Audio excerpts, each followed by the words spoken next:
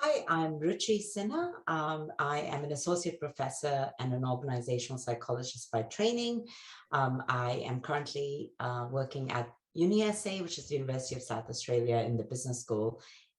Hi, it's Aaron McEwan here. I'm VP of Research and Advisory for Gartner's HR practice.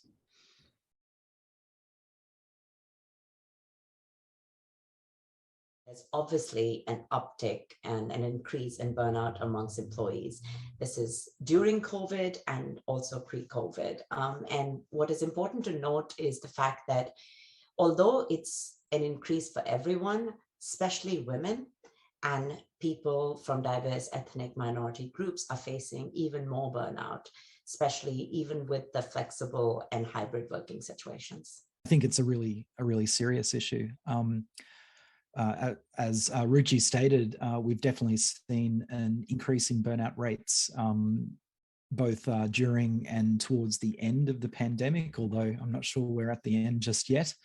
And there is evidence to suggest that those rates are higher in the Asia Pacific region as well. And that's probably exacerbated by some of the time zone issues experienced by employees in this part of the world that work for global headquartered companies. The HR leaders and other business leaders that I talk to are really struggling themselves with how to get their global headquarters to understand and recognize some of the challenges associated with that.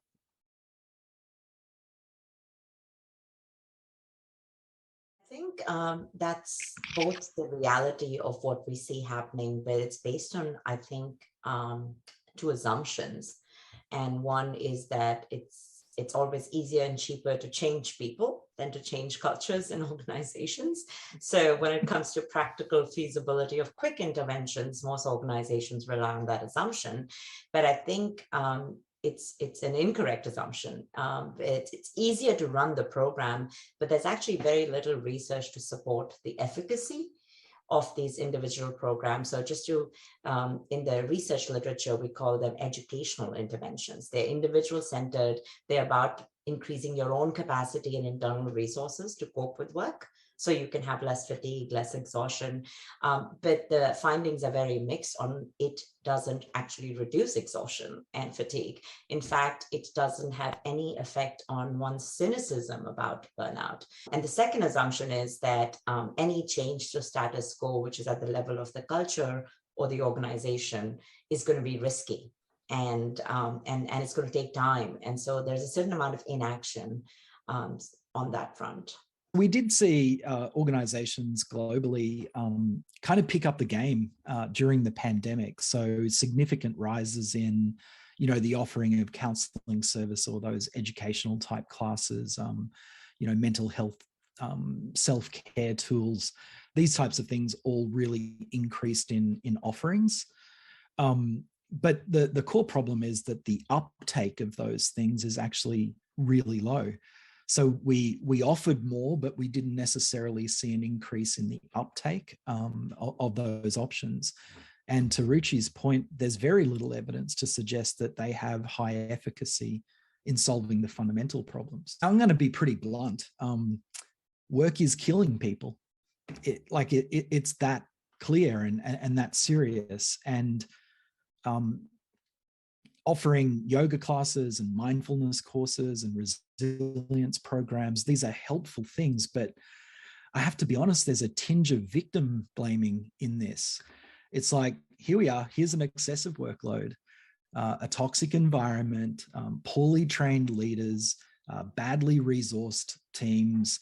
And I know that you're stressed, but do you want to do a mindfulness course over your lunchtime? If you can make it, of course. If you've got something on your plate, we'd rather you did that.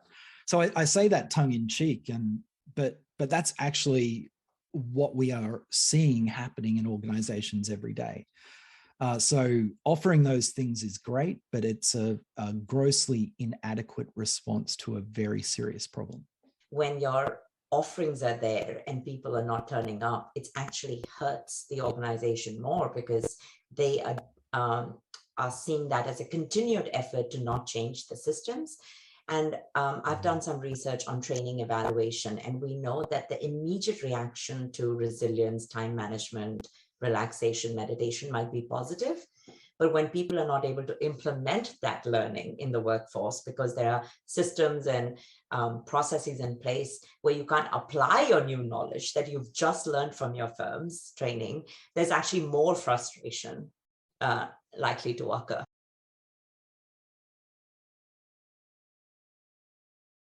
It's often a lack of autonomy or a perceived lack of control over one's environment or situation.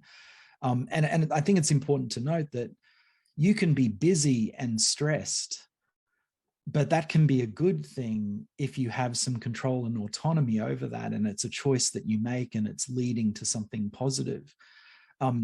Or you can be busy and stressed, and that can be really damaging to you if you feel kind of helpless about the situation. So often these things are around, like the real solutions are often based around minimizing the kind of psychosocial risk factors. And I think that's incredibly important. So, you know, if you have high levels of bullying or sexual abuse or those types of behaviors, you've got to get rid of those. If you have excessive working hours and, you know, poorly resourced teams, that's a problem as well that needs to be reduced.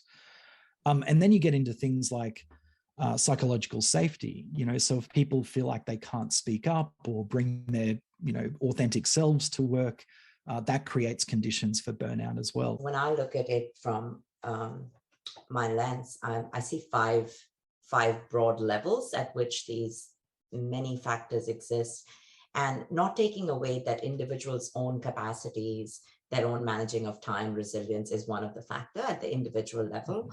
But we'd agree that right after the individual comes the team, the immediate set of people that you're working with. And next to that team is the immediate supervisor, leader, manager, who's there to support you. And above that are your policies and practices. And all of that is under a certain amount of culture that exists in the environment you work. So if you look at those 5 layers, if all interventions focus on the individual, you are pretty much forgetting about 4 other layers of factors that cause burnout. But just picking one more point about autonomy that Aaron mentioned, it's been shown for over 50 years that it's an essential part of your job.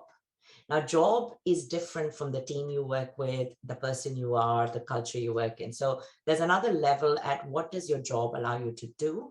And people think autonomy is having choice to do what you want to do when you want to do. But autonomy, in one of our research studies that I'm leading, we talk about time fungibility, which is the ability to substitute one task for another task on one time to another time. And that's a very different type of autonomy, which helps you manage your exhaustion and energy levels. We actually found that very specific thing happened during the pandemic, which was high degrees of autonomy without clear direction actually created more stress for employees in the middle of a crisis. So there's a contextual factor here, which is, you know, when things are getting tough and we're in the middle of a crisis, you know, people often want somebody to kind of step in and very clearly say, we know that you have limited time and capacity and energy. Please use them in these areas here and don't worry so much about these. So left with too much autonomy, it can actually increase your sense of stress and helplessness in a stressful situation. Yeah, and just building up on that, some of the things that have to go along with autonomy, as he said, are reasonable performance expectations. The stress and exhaustion comes from prioritizing multiple tasks that you're doing when you have autonomy. So when leaders provide support, it comes in terms of laying out your goals, but also helping employees prioritize and to have consistent communication and check-ins. And I think that is essential, because then you don't have that guilt, I'm not doing enough. and the unrealistic maybe feedback where you think you're doing enough, but you really aren't, either of which are exhausting. Please do give your employees micro breaks. They're incredibly important, but they can sometimes exacerbate the issue. So, if you do have an unreasonable workload, what we find is that, you take a mental health day, for example, or you get a mandated day off in lieu, you spend most of that not just recovering, stressing about the pile of work that you're going to come back to, and the impact of your colleagues on your colleagues and peers.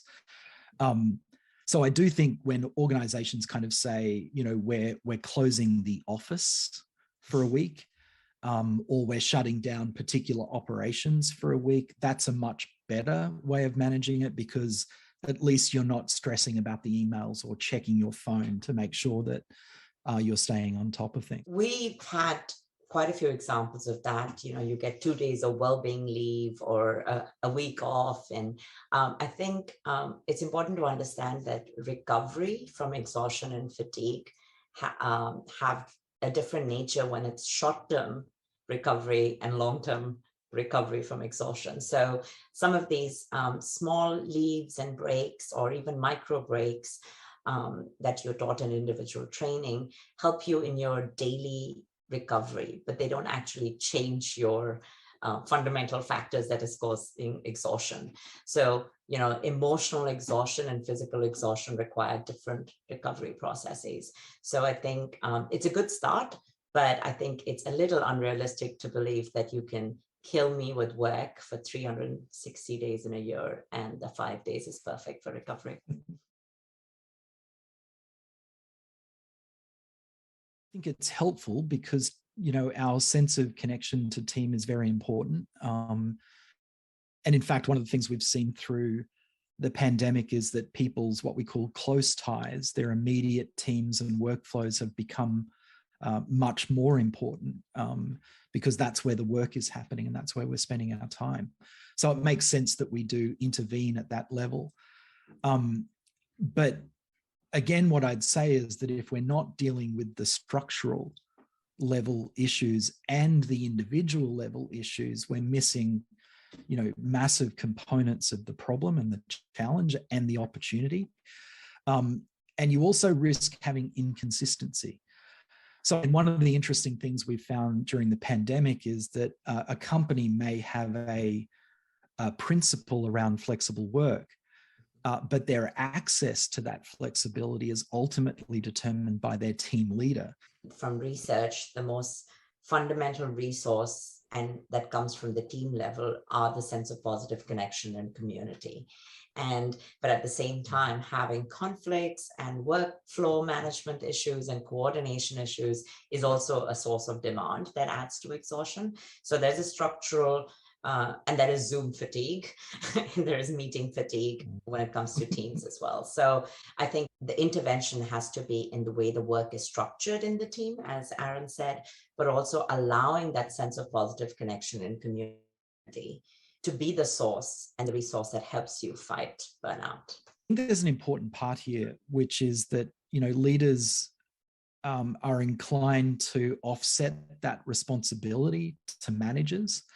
I think it's important to point out that managers are, in fact, the group within our organization most at risk of burnout.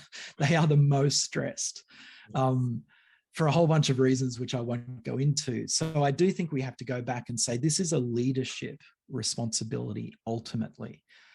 How does leadership take responsibility rather than delegating it to team leaders and managers? Is by focusing on the cultures and norms that drive certain behaviors of managers. So, for example, when middle managers are in that sensitive position where they know the reality of what's happening on the ground and they have a choice to communicate that reality upwards.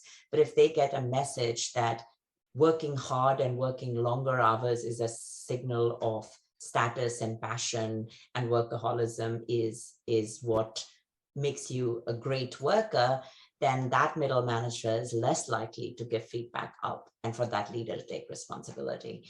And so I think for many, I would say an ideal leadership response would be where you don't wait for that kind of feedback to come, but you consciously make that cultural change from.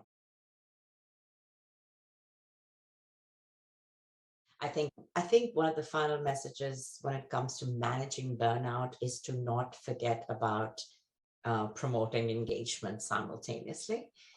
So a lot of times the burnout interventions are about reducing risk and reducing demands, and there is merit to that, but we have to understand that resources and having an internal sense of meaningfulness or vigor and energy also comes from being engaged. So you can structure a job, but you can also put the people in the right places so you get better fit. You check in with people about what their career aspirations are, how they want to work. You allow for customization so that engagement levels and well-being is provided. And I think the last thing that is from my own research recently is inequities and unfairness in this virtual hybrid world and inclusion has to be definitely addressed, because we are seeing a huge, like Aaron said, there's middle managers, but there's women and minority who are facing excessive levels because of perceived unfairness, inequity, and lack of inclusion. I'd probably leave on the notion that this isn't all just about doing the right thing by your employees and creating a more human-centric environment.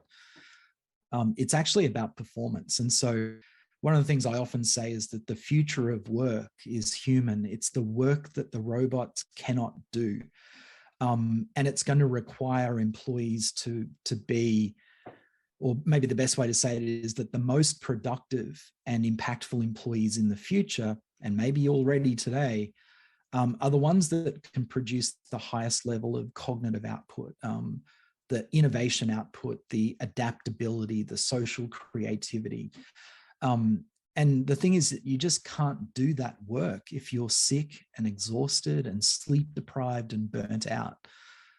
So high performance and growth for companies in today and in the future will be incompatible with toxic and unhealthy work environments or workers. So you can't have growth and performance without a healthy workforce. And as leaders, we need to understand that. And then the final point I'd make is the increased use of health monitoring. So companies like Apple are betting their future on personalized health monitoring. So what that means is that there are millions of employees today that are tracking the impact of work in real time on their health, happiness, and broader well-being. So the glass door of the future is not reviews and CEO ratings, it's aggregated smartwatch data. So employees in the future will choose the companies they work for based on things like average resting heart rate, amount of hours of sleep, fitness levels, happiness. So this is a future that we're stepping into. And I think we've got this once in a generation opportunity with the introduction of hybrid work to actually build human-centric environments that allow humans to reach their full potential. Companies that do that will win. There's absolutely no doubt about it.